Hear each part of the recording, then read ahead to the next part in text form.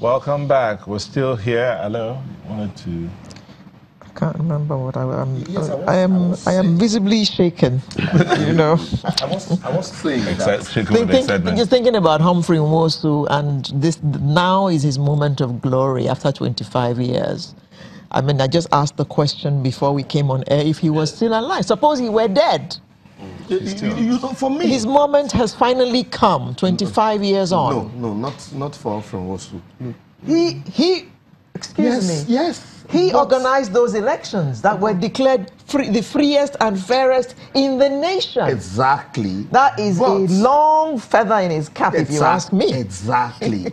But the question mark, the albatross of June 12th, hovering around the head of Humphrey Nwosu, IBB. And my colleague in Abuja tried exonerating IBB. And Humphrey Nwosu did not cancel the results of those elections. And then he was helpless, Association for Better Nigeria. Now we're discussing helplessness.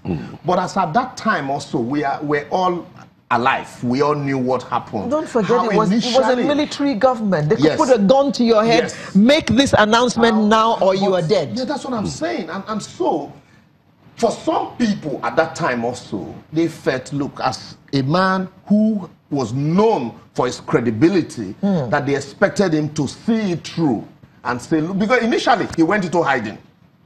Humphrey Nwosu was nowhere to be found. We still remember he went into hiding. Wouldn't you go into hiding? Before then, the Association of Better Nigeria, led by the maverick Senator Ato Zeribe, had gotten a judgment purchased from Justice Ikpeme's court that the election should not hold.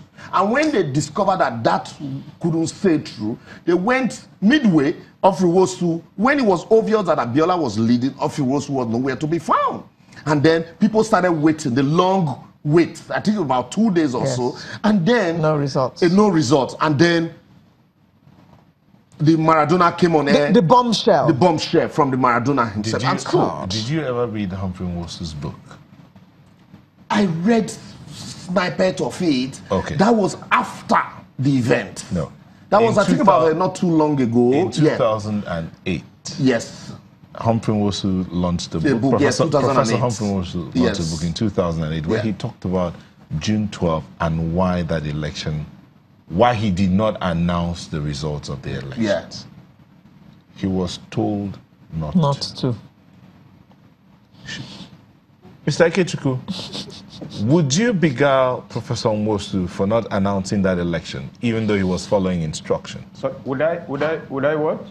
Would you blame Professor Nwosu for not announcing that election result, even though he was following instructions?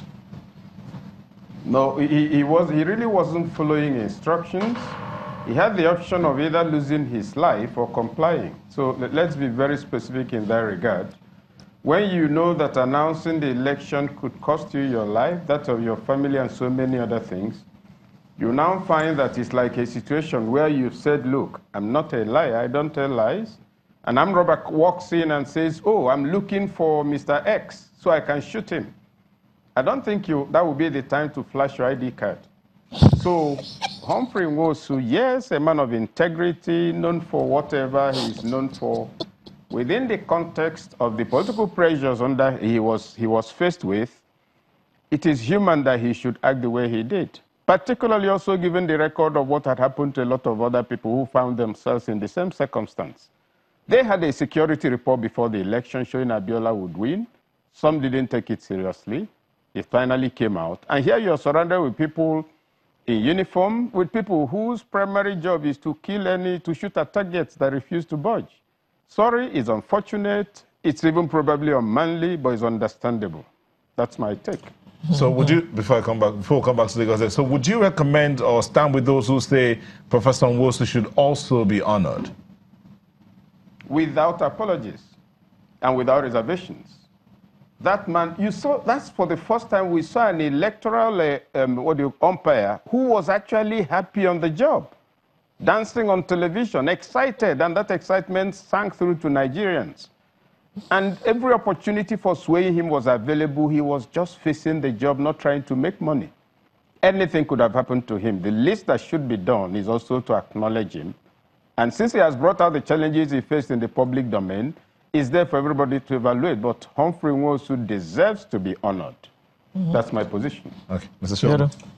I think he deserves to be honored, and I want to defend him. People need to understand the pressure that an electoral umpire could be under when you are faced with people who are willing to, who will not hesitate to use maximum force, particularly force of state coercion, you know, to moderate your behavior. Let me give you a good example. In Ekiti State, even under this civilian regime, we saw what happened with Mrs. Ayoka Adebayo, the INEC commissioner in Ekiti State, that had to disappear for some days, you know, over announcing result, because she was under untold pressure from the powers that be at the center at that point in time. And we should not forget that. So if you take that into consideration, that was under a civilian regime. Under a military regime, Nwosu needed to wait and preserve his life. Don't forget that after IBB, after Abacha, somebody would need to announce the result of the election. Who would do that?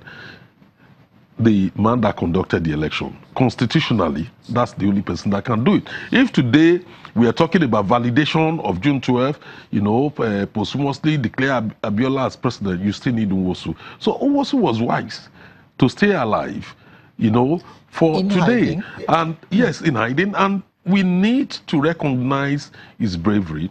We need to recognize his wisdom. We need to recognize the fact that this was a man that conducted the freest and fairest election in our history. Nobody has ever been able to achieve that feat. So we need to recognize merit, and therefore Nwosu deserves to be recognized.